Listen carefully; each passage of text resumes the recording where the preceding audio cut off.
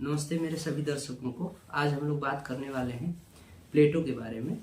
और प्लेटो जो हैं वो पश्चिमी विचारक हैं, यूनान के विचारक हैं, जिनका जन्म 428 ईसा पूर्व एथेंस के यूनान में हुआ था।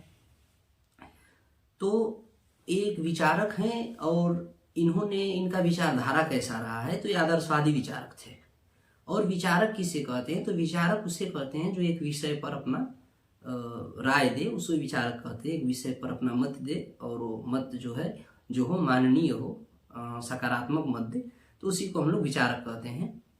तो प्लेटो जो थे वो आदर्शवादी विचारक थे और प्लेटो ने सबसे ज़्यादा महत्व ज्ञान को दिया है। प्लेटो बोले हैं कि सद्गुण ही ज्ञान है।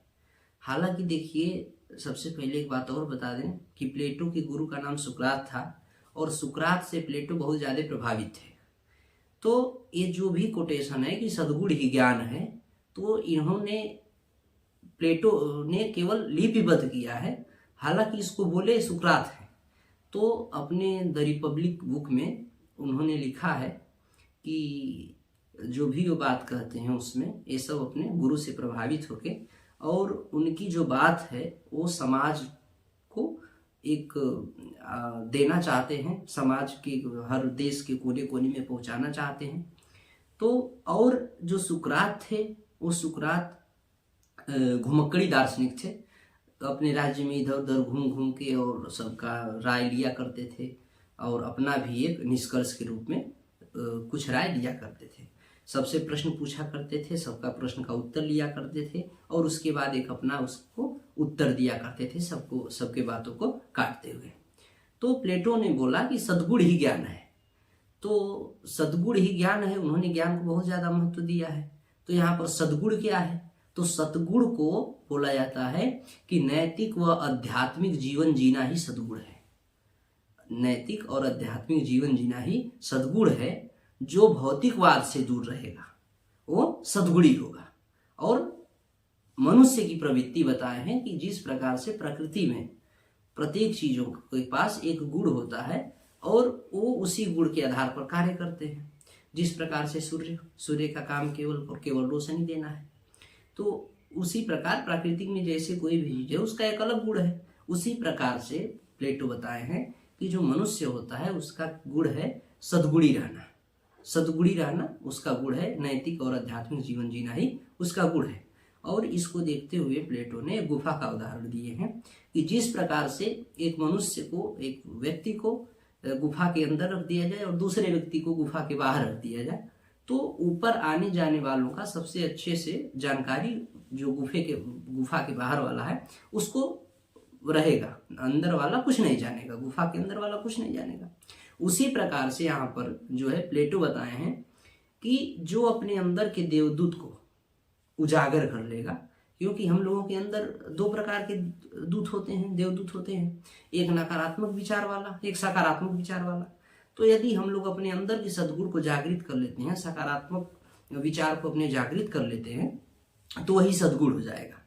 और जब सद्गुणी रहेंगे तो नैतिक और आध्यात्मिक जीवन जीना ही हम लोगों का एक मकसद बन जाएगा। उसी प्रकार से सुकरात बोले थे कि प्राकृतिक में जितनी भी वस्तु है सबके पास एक विशेष गुण है। और उसी प्रकार से बताए थे कि जिस प्रकार से सूर्य का कार्य है प्रकाश देना, तो उसी प्रकार से व्यक्ति का जो गुण है वो सद्गुणी रहना है। अब देखिए, हम लोग विचारक पढ़ते हैं, तो विचारक पढ़ने का और उसको याद करने का सबसे अच्छा तरीका क्या होना चाहिए। तो कभी भी हम किसी भी विचारक को पढ़ें तो उसकी 4 से 5 चीजों को ध्यान दें कि वो किस चीजों पर बात करना चाहता है, किस विषय पर वो अपना बात करना चाहता है। तो इसको ध्यान में रखते हुए हम लोग इसको 5 प्रकार में विभाजित कर देंगे। पहला रखेंगे व्यक्ति का विचार, दूसरा राज्य का विचार, तीसरा राजा का विचार, चौथा शासन प्रणाली और 5वां न्याय।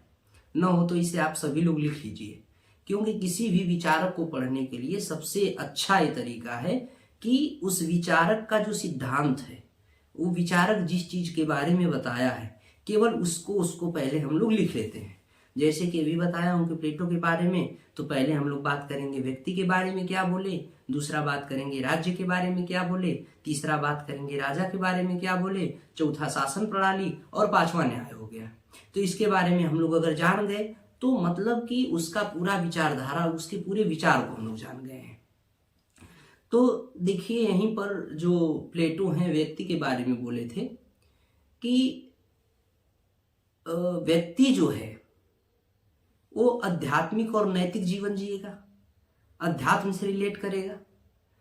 तो यहीं पर बोले थे प्लेटो कि राज्य का निर्माण व्यक्ति के ऊपर, व्यक्ति के चरित्र के ऊपर, कि राज्य का निर्माण ओक के वृक्ष से नहीं होता है अपितु व्यक्ति के चरित्र से होता है। तो किसी भी राज्य का निर्माण कभी भी किसी भी ओक के वृक्ष से नहीं होगा, वो व्यक्ति के चरित्र से होगा। और यहाँ पर बोले हैं कि जो राज्य है वो ईश्वरीय है, राज्य जो है प्राकृति है, राज्य स्वनिर्मित है। राज्य को कोई एक मनुष्य या कोई एक व्यक्ति या कोई एक समाज मिलकर एक समय पर नहीं बनाया था, वो धीरे धीरे चलते चलते आवश्यकता के हिसाब से स्वतः बन गया। तो यहाँ पर बताए कि जो व्यक्ति है, व्यक्ति के आत्मा के 3 गुण होते हैं।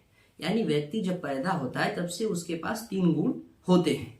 पहला विवेक, दूसरा साहस और तीसरा वासना होता है। तो इसमें यह होता है कि सबसे पहला इनके जो है, जो आत्मा के 3 गुण बताए हैं उनमें 3 गुण होते हैं। पहला विवेक, दूसरा साहस और तीसरा वासना। अब इसमें यह देखना है कि जो पहले गुण को पार करता है, यानी कि जो वासना तक केवल है, तो वो क्या करेगा कि जगत की वृद्धि के बारे में सोचेगा, वहां के राज्य के भरण पोषण के बारे में सोचेगा। तो ये जो कार्य करेगा, पहला प्रथम चरण जो पार करता है केवल वासना वाला, तो क्या करेगा कि सबकी वहां पर देख रेख करना उसका कार्य होगा, वहां की वृद्धि का कार्य होगा। अब जो दूसरे चरण को पास करता है, साहस वाले को, जो वासना से भी ऊपर जा रहा है, साहस वाले चरण को पार कर रहा है, वहां पर सुरक्षा का कार्य कर सकता है, सैनिक का कार्य करेगा, क्योंकि उसके अंदर साहस है, शौर्य है। अब यदि उसके ऊपर वाले पड़ाव की बात किया जाए, थर्ड स्टेज की, तो वो रहेगा विवेक। यानी कि जो ये तीनों परीक्षाओं को पार करके, अपने जीवन के परीक्षाओं को पार करके और एक ज्ञानी पुरुष बन जाता है, जो अपने सर्वोच्च विवेक पर पहुंच जाता है, जो सर्वोच्च विवेक के पुंज पर पहुंच जाता है, ज्ञान उसके अंदर प्रफुल्लित हो जाता है, तो वैसे व्यक्ति के अंदर विवेक जागृत हो जाएगा और वो प्रबुद्ध हो जाएगा। तो जब व्यक्ति सर्वोच्च विवेक को पालेगा तो वो प्रशासन में कार्य कर सकता है, वहां के शासन व्यवस्था को चला सकता है, संचालित कर सकता है। तो इस प्रकार से उन्होंने बताया कि आत्मा के 3 गुण होते हैं और ये सब काम कैसे हो सकता है, तो ये सब शिक्षा से हो सकता है। शिक्षा का काम तीनों गुणों को जागृत करना है। और शिक्षा वाकई में जो है एक व्यक्ति का, एक बालक का, एक पुरुष का सर्वांगीण विकास करता है। अगर उसको उचित शिक्षा दिया जाए, अच्छे से उसको पढ़ाया जाए, यदि उसको अच्छे से विचार करने दिया जाए, तो वास्तव में जो है कि ज्ञानी पुरुष बन जाएगा। और यहीं पर जो है कि प्लेटो बताए हैं कि जो राय होती है, राय समय काल के साथ बदल जाती है, लेकिन जिसके अंदर ज्ञान होता है वो कभी नहीं बदलने वाला है। तो इसलिए यहाँ पर जो प्लेटो हैं वो शिक्षा को भी बहुत ज्यादा महत्व दिए हैं। अब ये तो व्यक्ति के बारे में पूरा हो गया। अब दूसरी बात हम लोग करेंगे राज्य के बारे में, कि उन्होंने कैसे राज्य की कल्पना की है। तो उन्होंने बताया है, प्लेटो ने बताया है कि राज्य का मूल काम है शिक्षा देना। एकदम जो प्रथम चरण है कि राज्य को क्या करना चाहिए, तो राज्य को सबसे अच्छा है शिक्षा देना चाहिए। और शिक्षा कैसा देना चाहिए, नैतिक व आध्यात्मिक शिक्षा देना चाहिए। और शिक्षा अगर मिलती है तो ज्ञान अपने से उसके अंदर पुंजित होगा, और यदि उसके अंदर ज्ञान है तो उसका विवेक अच्छा होगा, और जब विवेक अच्छा होगा तो व्यक्ति चरित्रवान होगा। तो उन्होंने सबसे पहला बताया है कि राज्य का मूल काम है शिक्षा देना। और यहीं पर रूसो ने बताए हैं, रूसो बताए हैं कि जो प्लेटो हैं, प्लेटो की जो रिपब्लिक है वो शिक्षा पे लिखी गई एक बहुत अच्छी पुस्तक है। और बार्कर ने बताए हैं ध्यान दीजिएगा आप लोग फिर से, रूसो बताए हैं कि जो प्लेटो की रिपब्लिक पुस्तक है वो शिक्षा पर लिखी गई सबसे अच्छी पुस्तक है। और बार्कर का मत है कि प्लेटो का राज्य एक चर्च है, प्लेटो की शिक्षा प्रणाली एक चर्च है। अब उनका शिक्षा प्रणाली चर्च कैसे है? तो चर्च ऐसे है कि चर्च में भी या किसी भी धर्म स्थान पर भी ज्ञान की बातें होती हैं, नैतिकता वाली बातें होती हैं, सद्गुणी बातें होती हैं। कभी धर्म तो ये नहीं सिखाता है कि अवगुण आपके अंदर आए, या धर्म ये नहीं सिखाता है कि विधि का उल्लंघन करें। तो धर्म यही बताता है। तो इसी को बार्कर ने बताए हैं कि प्लेटो का जो शिक्षा प्रणाली है वो क्या है, प्लेटो का जो राज्य है वो एक चर्च है। प्लेटो का जो राज्य है वो चर्च है, और उस चर्च में शिक्षा की भी बात होती है और धर्म की भी बात होती है, इसलिए उनको यहाँ पर चर्च बताए हैं। अब यहाँ पर प्लेटो बताए हैं कि राज्य प्राकृतिक है, मानव निर्मित नहीं है। ये मैं पहले भी बता चुका हूं कि जो राज्य है वो प्राकृतिक है, मानव निर्मित नहीं है, वो स्वतः बनी है, ये ईश्वरीय है। तो यहाँ पर प्लेटो के दर्शन में राज्य के लिए ये मिलता है, और उनका कोटेशन है, इसको याद कर लीजिएगा आप लोग। और प्लेटो बताए हैं कि शिक्षा का काम नैतिक है, शिक्षा का काम नैतिक है, शिक्षा सर्वोच्च है।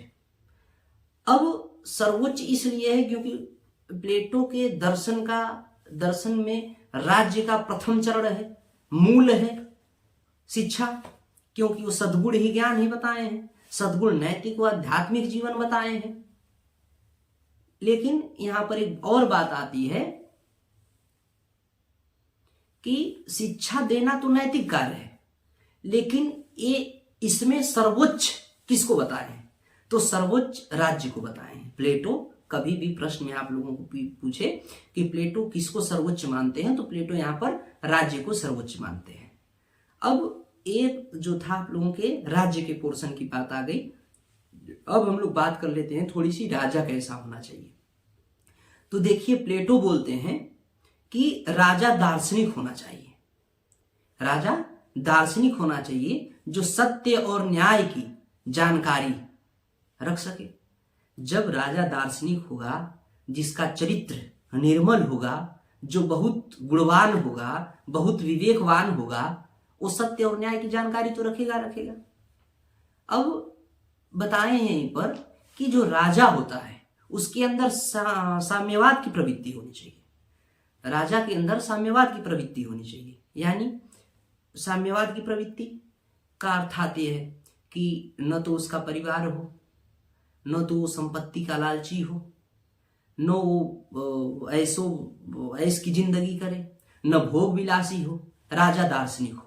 और दार्शनिक राजा यदि होगा तो राज्य का विकास होगा। दार्शनिक राजा होता है तो राज्य का विकास अपने से ही हो जाएगा, क्योंकि राजा दार्शनिक है। और देखिए यहीं पर प्लेटो, कौटिल्य के अगर दर्शन में आप पढ़ते हैं, हालांकि कौटिल्य के बारे में नहीं बता रहा हूं, जो है पश्चिमी विचारक के बारे में बता रहा हूं, लेकिन कौटिल्य के दर्शन में मैं पढ़ा हूं कि कौटिल्य कहते हैं कि यदि राजा अच्छा है तो वहां की प्रजा स्वतः ही अच्छा हो जाएगी, और यदि राजा भोगविलासी है, राजा के पास वो लोगों के कर्तव्यों के प्रति जागरूक नहीं है, तो फिर उस राज्य को छोड़ के चले जाना चाहिए या उस राजा का अंत कर देना चाहिए। तो यहाँ पर प्लेटो भी बता रहे हैं कि राजा दार्शनिक हो, और यदि राजा दार्शनिक होगा तो कभी भी किसी का अवगुण वो करेगा ही नहीं, हमेशा न्याय के बारे में बात करेगा। और यहाँ पर सेबाइन बोले हैं प्लेटो के राजा के बारे में। सेबाइन का मत है कि सेबाइन का जो राजा है वो प्रबुद्ध अधिनायक है। प्रबुद्ध अधिनायक का मतलब क्या होता है?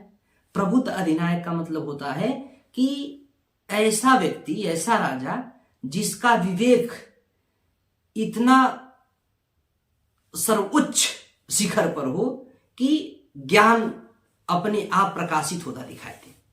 ज्ञान का सबसे सर्वोच्च शिखर जो उसका विवेक एकदम से जागृत हो जाए।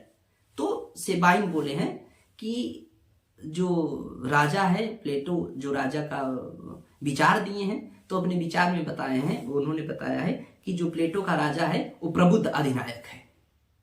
और यहाँ पर दार्शनिक राजा को इसलिए बताया गया है कि प्लेटो कहते हैं कि यदि राजा दार्शनिक नहीं है तो समाज में वृद्धि नहीं होगी, समाज में गुटबंदी होगी, समाज अच्छे से संचालित नहीं हो पाएगा, क्योंकि उसको चलाने वाला ही अज्ञानी है।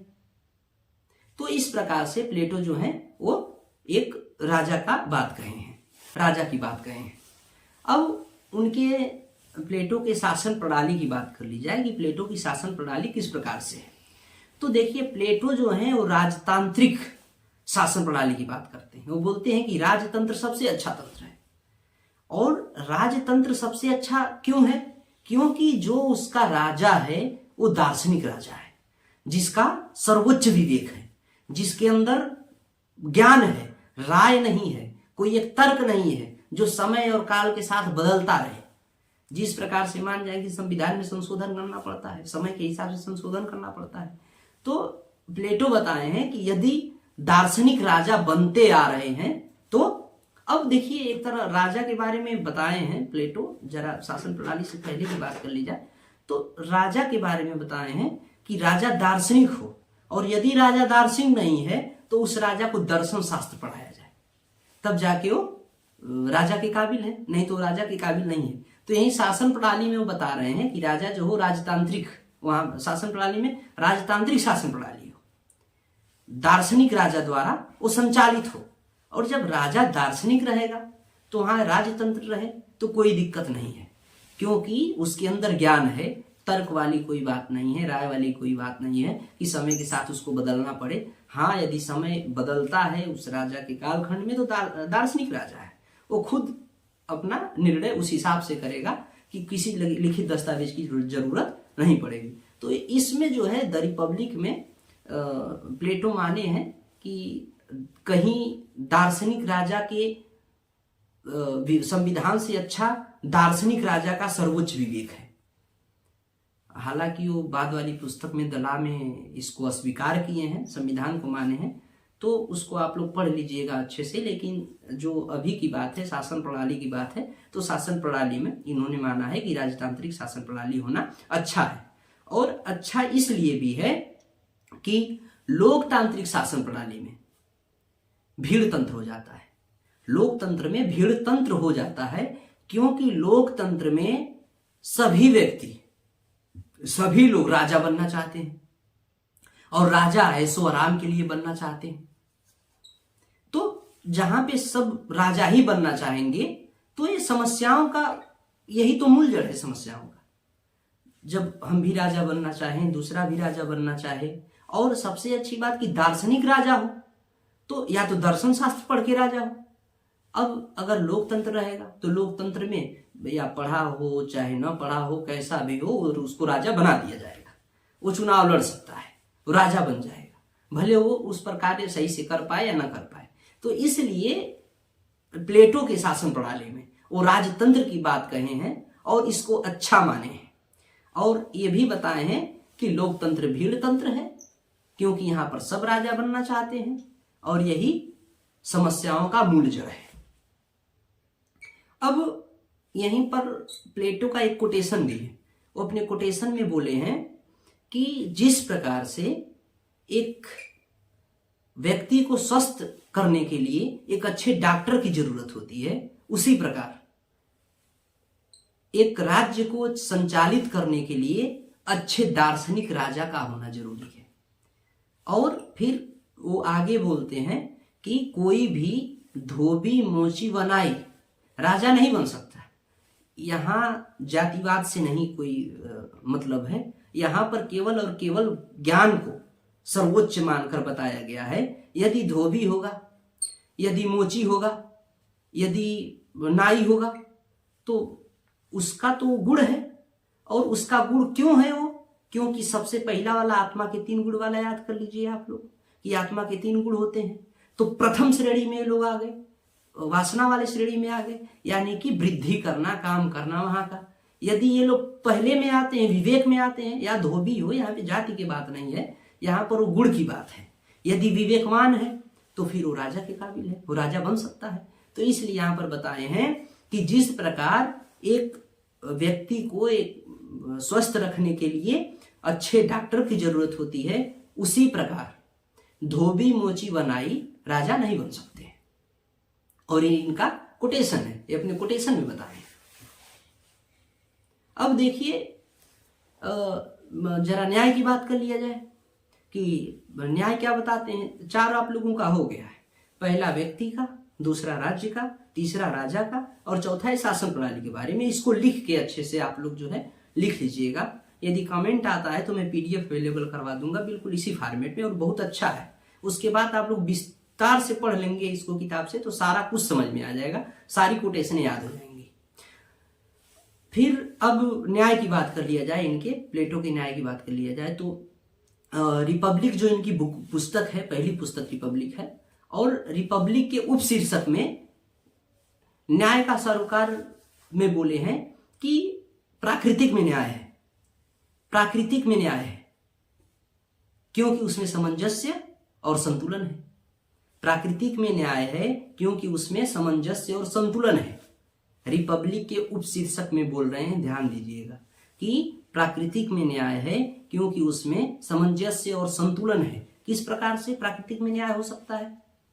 तो प्राकृतिक में न्याय इस प्रकार से होगा, क्योंकि देखिए जिस प्रकार से सूर्य है, सूर्य का कार्य है केवल और केवल प्रकाश देना, तो उजाला रखता है, प्रकाश देता है, तो उसके अंदर उसके पास न्याय कैसे हो गया? हम लोगों के प्राकृतिक से तो हम भी लोग बने हैं, तो हम लोगों के साथ कैसा न्याय हो गया? तो देखिए यहाँ पर केवल और केवल प्राकृतिक की बात हो रही है और न्याय की बात हो रही है। तो प्राकृतिक में न्याय इसलिए बताए हैं क्योंकि देखिए मेरा जैसे कि 2 हाथ है, और जितना बड़ा ए वाला हाथ है उतना ही बड़ा वाला ए हाथ है, तो इसलिए प्राकृतिक हमारे साथ क्या की है? न्याय की है। जिस प्रकार से सूर्य रोशनी देगा, और रोशनी एक गरीब समाज में पड़ेगा, उतना ही रोशनी एक अमीर समाज में पड़ेगा। जितना एक विद्वान के ऊपर पड़ेगा उतना ही एक अनपढ़ के ऊपर पड़ेगा। जितना धोबी के ऊपर पड़ेगा उतना ही एक राजा के ऊपर पड़ेगा। उसके प्रकाश की बात हो रही है। जितना अच्छा उसके प्रकाश में हम देख पाएंगे उतना अच्छा वो भी देख लेगा। तो इसलिए जो है प्लेटो बताए हैं कि प्राकृतिक में न्याय है, और प्राकृतिक में न्याय इसलिए है क्योंकि उसमें सामंजस्य और संतुलन है। अब ये अपने न्याय में क्या बोलते हैं कि न्याय में बोलते हैं कि प्रत्येक लोगों के पास, हर एक लोगों के पास एक उनका गुण है, और उनके गुण के प्रति उनको कार्य दे दिया जाए तो यही उसका न्याय हो जाएगा। यानी कि जिस व्यक्ति का जो हक है उसके हक की बात कर दी जाए या उसको उसका हक दिला दिया जाए तो यही न्याय हो जाएगा। और वो जो अपना कार्य कर रहा है उस कार्य में कोई हस्तक्षेप न करे।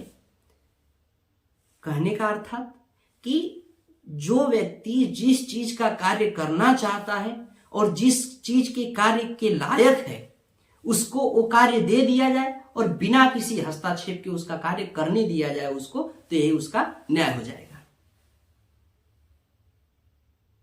और इसीलिए सेबाइन ने कहा है कि प्लेटो के न्याय का 2 आधार है, पहला शक्तियों का विभाजन और दूसरा कार्यों का विशेषीकरण। पहला शक्तियों का विभाजन और दूसरा कार्यों का विशेषीकरण। देखिए यहाँ पे शक्तियां भी बटी हुई हैं और कार्य भी बटे हुए हैं, और ये सब निर्धारित कैसे हुआ है? तो निर्धारित केवल और केवल आत्मा के गुणों से हुआ है। आत्मा के गुणों से अर्थात अगर बात कर दिया जाए तो शिक्षा से हुआ है, ज्ञान से हुआ है। जिसके पास जितना ज्ञान है उसको उतना हक राज्य दे रही है। तो इस प्रकार से अगर बात किया जाए तो हाँ, ये कह सकते हैं कि उसके साथ न्याय हो रहा है। शक्ति का विभाजन और कार्यों का विशेषीकरण, जिसके पास जो कार्य कर पा रहा है उसको उसका दर्जा दे दिया जाए और उसमें कोई हस्तक्षेप न किया जाए। तो फिर इसमें न्याय में भी बोले हैं कि कोई लिखित दस्तावेज की जरूरत नहीं है, क्योंकि जो दार्शनिक राजा होता है उसका विवेक किसी भी लिखित दस्तावेज से अच्छा होता है। तो ये सब जो है प्लेटो के न्याय के बारे में हम लोग पढ़ते हैं, और उन्होंने उस समय द रिपब्लिक में संविधान को नहीं माना है, किसी लिखित दस्तावेज को नहीं माना है। तो ये जो है प्लेटो के न्याय के बारे में बात हो गई। तो हम लोग इनका पांचों जो चरण है वो जान गए हैं। पहला व्यक्ति, दूसरा राजा, तीसरा राज्य, चौथा शासन प्रणाली और पांचवा न्याय। अब हम लोग बात करते हैं कि विचार की, कि प्लेटो का विचार का एक विश्लेषण कर लेते हैं। तो देखिए, प्लेटो आदर्शवादी विचारक थे। प्लेटो आदर्शवादी विचारक थे, और आदर्शवाद किताबों तक ही सीमित रहे तो सही है, क्योंकि उसको अभी तक सही तरीके से धरातल पर पाटी पर नहीं उतारा जा सका है। क्योंकि देखिए, इनके विचार में पता चलता है कि कौन ऐसा राजा बनना चाहेगा जो पैदल चले, फिर कौन राजा बनना चाहेगा जो जिसका परिवार न हो, जो संपत्ति न इकट्ठा करे। तो केवल एक बात ध्यान रखिएगा कि ऐसा राजा वही बनना चाहेगा जो दार्शनिक होगा, और भारत में भी देखा गया है ऐसा। देखिए, एपीजे अब्दुल कलाम को देखिए, राष्ट्रपति रहे हैं, और उनको क्या चाहिए था? कुछ नहीं चाहिए था, विशेष करके कोई धन नहीं चाहिए था। तो इस प्रकार से भारत के भी संदर्भ में देखा जा सकता है, और ये तो बहुत ज्यादा दिन की बात भी नहीं है, वो कहाँ 428 ईसा पूर्व के विचार है। तो इसको कहीं ना कहीं जो है देखने को मिल जाता है। लेकिन हाँ, अगर कहें कि राजा, तो राजा नहीं बने हैं, लेकिन कुछ ऐसे लोगों का हम आपको उदाहरण के तौर पर दे दिया हूं। अब देखिए, मैक्सी जो बोलते हैं इनके विचार के बारे में, कि प्लेटो पहले आदर्शवादी विचारक हैं, प्लेटो जो हैं पहले दार्शनिक हैं। फिर बात आती है कि विचार की दुनिया वास्तविक सत्य है। प्लेटो बोलते हैं कि विचार की दुनिया वास्तविक सत्य है, और ये कैसे हो सकता है? क्योंकि विचार से ही वस्तु बनती है, विचार से ही वस्तु की छाप बनती है। और ये किस प्रकार से संभव है? कोई कैसे कह सकता है कि विचार जो है सत्य है, विचार की दुनिया सत्य है, वास्तविक है? तो देखिए, इस प्रकार से हो सकता है कि जब हम लोगों के पास कोई आधुनिकीकरण नहीं हुआ करता था, कोई आधुनिक व्यवस्थाएं नहीं हुआ करती थी, उस समय भी कोई न कोई एक अपने दिमाग में विचार लाया होगा। मिसाइल बनी होगी तो उसके बारे में कोई न कोई विचार लाया होगा, और पहले विचार किया होगा, उसके बाद उस पर कार्य किया होगा। या हम ही लोग हैं, पहले किसी भी कार्य को करने से पहले उसके ऊपर विचार करते हैं, और विचार करते हैं और परामर्श भी लेते हैं, अपने विचार को कहते हैं, 2-4-5 लोगों के विचार को सुनते हैं, कोई एक उस पे निष्कर्ष निकलता है, और विचार के प्रति निकले हुए निष्कर्ष के ऊपर कार्य करते हैं, तो वस्तु बन जाती है। तो हाँ, हम ये कह सकते हैं कि जो विचार है वास्तव में वही वस्तु है। क्योंकि देखिए, अभी मैं जिस सोफे पर बैठा हूं, ये सोफा भी अगर बना होगा तो विचार का देन है। कोई विचार किया होगा, तो इस प्रकार की डिजाइन दिया होगा, तब जाके बना है। तो इसीलिए इस उदाहरण को लेते हुए हम कह सकते हैं कि विचार जो है वो सत्य है, विचार की दुनिया वास्तविक सत्य है। तो यहां पर प्लेटो की बात कहीं ना कहीं सही है। अब प्लेटो जो है वो अपने आप को वैज्ञानिकवादी बोलते थे, हालांकि वो वैज्ञानिक नहीं थे। वैज्ञानिकवादी इसलिए बोलते थे क्योंकि परंपरा प्रथा को नहीं मानते थे, और इसलिए वो क्या बोले कि वैज्ञानिकवाद। अब देखिए, थोड़ी सी बस बात कर लेते हैं आलोचना में, क्योंकि ये वीडियो ज़्यादा लंबा हो जाएगा, और नया यूट्यूब चैनल है तो बहुत लोग नहीं देखेंगे। तो इनके आलोचना की बात करा जाए तो कार्ल पापर है। कार्ल पापर मुक्त समाज और इसके शत्रु में बताए हैं कि प्लेटो, हीगल, मार्क्स ये क्या है? मुक्त समाज और उसके शत्रु हैं। और यहां पर कार्ल पापर संविधान पर जोर दिए हैं, संविधान को माने हैं, और इसके बारे में आलोचना पढ़ेंगे आप लोग तो आप लोगों को बहुत सारी आलोचनाएं भी मिलेंगी, बहुत अच्छे तर्क भी मिलेंगे। तो ये राजनीतिक विचारक को पढ़ने में ये सब जो है पढ़ना पड़ता है, और ये होता है, आलोचना भी होती है, उनके राज्य का विचार भी अच्छा होता है, राजा भी अच्छा होता है, और उसका शासन प्रणाली भी अच्छा होता है। तो देखिए, आप लोगों को सारा कुछ बताए हैं, तो आप लोगों को एक परीक्षा के उद्देश्य से बताए हैं। और BA 4th semester 5th semester में भी है पाश्चात्य राजनीतिक विचारक। फोर्थ सेमेस्टर में राजनीतिक विचारक है। तो इसको आप लोग जो है अच्छे से ढंग से पढ़िएगा, और पढ़ने के बाद केवल इतने ही तक न सीमित रहिएगा। आप लोगों को अलग से किताब भी हैं, राजेश मिश्रा की हैं, ओपी गावा की हैं, राज्य व्यवस्था है, भारत की राज्य व्यवस्था, अलग अलग किताबों से पढ़ सकते हैं। और इन्हीं सभी दार्शनिकों के बारे में बहुत अच्छे से बताएगा। ये आप लोगों को मैं एक संक्षिप्त बात बताया हूँ, और इसमें बस इतना बताया हूँ कि किसी भी विचारक को पढ़ने का क्या शैली होना चाहिए। तो हमेशा याद रखिएगा कि किसी भी विचारक को आप लोग पढ़ें तो सबसे पहले व्यक्ति, फिर दूसरे पर राज्य, तीसरे पर राजा, चौथे पर शासन प्रणाली, और पांचवें पर अगर न्याय को लेके पढ़ रहे हैं तो बहुत अच्छा है, क्योंकि आप लोगों के पकड़ में रहेगा, समझ में आएगा। यदि आप लोग एक तरफ से पढ़ते चले जा रहे हैं तो फिर आप लोगों की कभी भी समझ में नहीं आएगा, और इसमें बड़ी भटक हो जाएगी।